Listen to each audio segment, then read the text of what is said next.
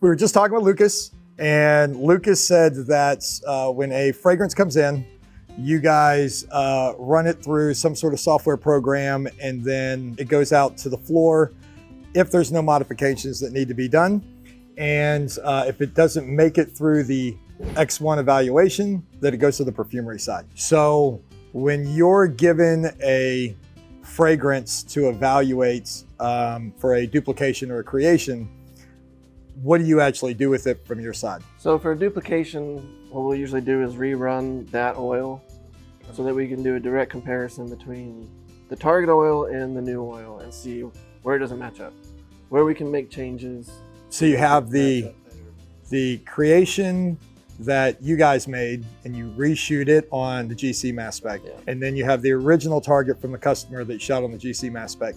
And now you're comparing those two to see if they line up. Yeah, so and then that's what you're analyzing. we compare the data, make sure that lines up. We make sure that if there's an essential oil that the program initially missed, we can identify that and make sure it gets put in there in the proper amount. If sometimes in the data, one component might be hidden underneath another component. Okay. So little discrepancies like that where the automation can't identify it, then that's where we can kind of dig in further and identify it. As long as we have enough from the customer. Enough of the oil. Enough of the oil that we can get it concentrated enough that our oil is in the same range. Sometimes it's not, so sometimes it's all by nose. So we'll just have the formula that it gave us, and then we'll have the sample, and we'll make the tweaks just based on what we smell. So then you're just doing like odor evaluation. Yeah, yeah. Okay.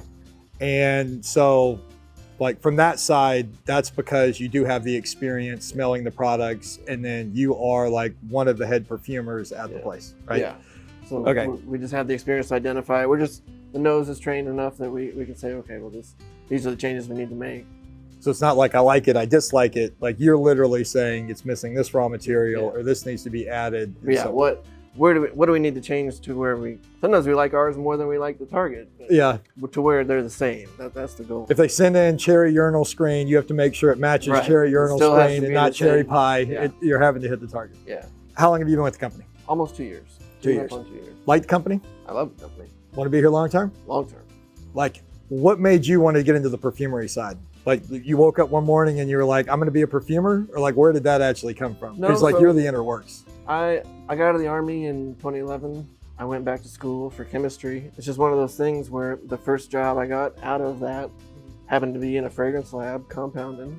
Yep. And then a perfumer kind of pulled me aside and showed me some things. And Good patriotic it man. just grew. Military, got out of the military, Yeah. and then got into perfumery. Yeah. It's the typical trap that everybody takes. You know, that's how they lay it out for you, right? Okay, so literally that's how it works. So if something goes in the lab, doesn't pass, it kind of comes back to the perfumer to take a second look at it, redo the analysis, do a new modification.